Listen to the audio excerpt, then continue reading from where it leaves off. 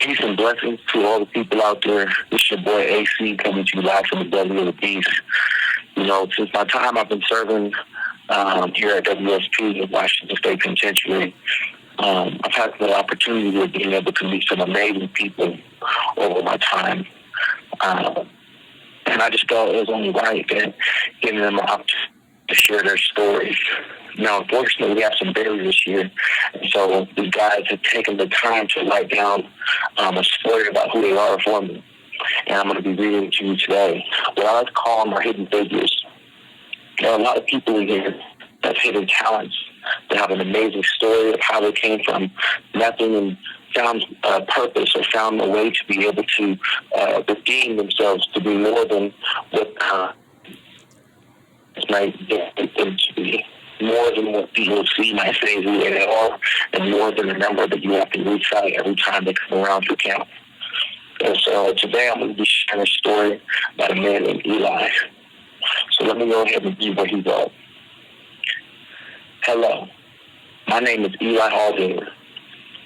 I'm 27 years old and have been in prison for 5.5 years now. This is my first time being in the system. It was quite an experience. But before I get into that, let me briefly tell you the story of how I arrived in this situation. I suffered from a lot of mental health issues, stemming mostly from my childhood.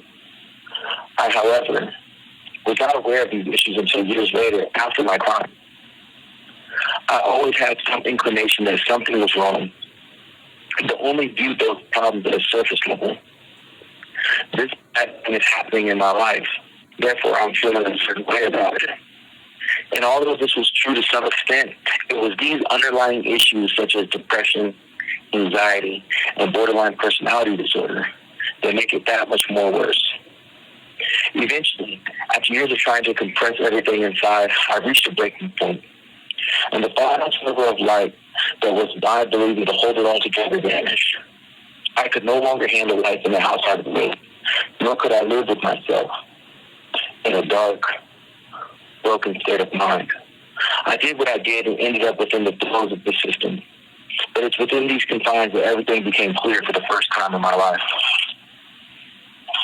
Being in prison, having all your freedoms, both personal and professional, stripped away from you, along with the shock of the environment and culture, this side of the fence drastically changes a person in a multitude of ways. But it can also add a lot if you let it. For me, it was as if a visor had been removed and I could finally see the road clearly. My whole perspective shifted, followed by a long, difficult mental recovery.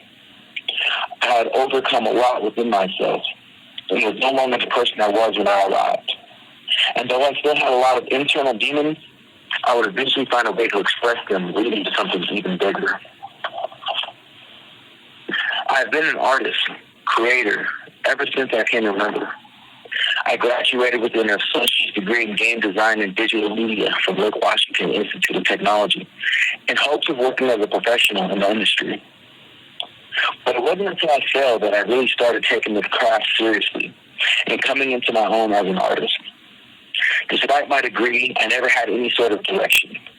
I was always stuck in the fold of so many roads to take, but having no inclination of which one to choose. A problem of a lot of people, especially millennials like myself. We face and a big contributing factor to my breakdown. When the stresses of prison life and those demons I was still dealing with became too much, I learned to what I knew best. I turned to what I knew best, my art. I began drawing out everything that was stirring inside and eating me up. And I did it in a quick, cartoon-like fashion. It was through these drawings that I found myself cathartically working past these issues, as well as upping my skills as an artist.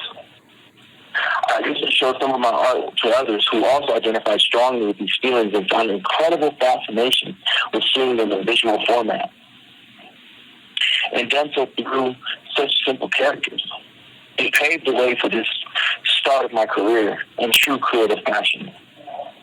I now practice regularly and continue to explore those themes within my own life and convey them in my work. Also selling some of them in the process. This is an exciting accomplishment and motivation for my future, but also a way for me to reach others whom are also experiencing the things I've lived through. I've learned that trying to handle these things on your own is never a good solution when it comes to mental health. And when you feel stuck in life, like there's nowhere to go, just do the simplest thing you can and take a step. No matter the direction, provided there's nothing illegal, that is, LOL. The gears of life are always turning, and you are bound to move forward with them should you set foot into it. If you don't, you'll always be at a standstill with an idle mind, falling deep into its dark forest. And you see, Eli's story is unique. I've had the opportunity of being able to meet this man over the last few years.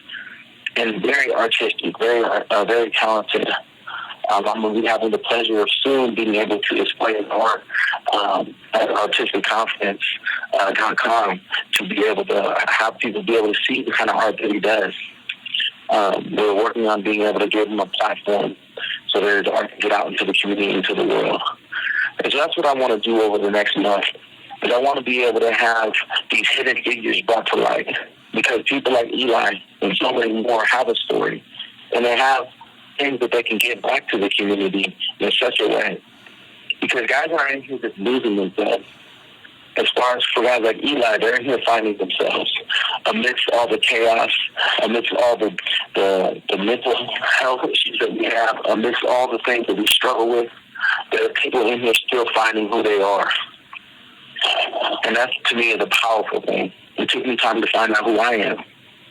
And with that, I'd say go out and seek out who you are if you don't already know already. And if you know someone that's struggling figuring out who they are, help them, push them, and urge them to find their calling. Thank you for your time.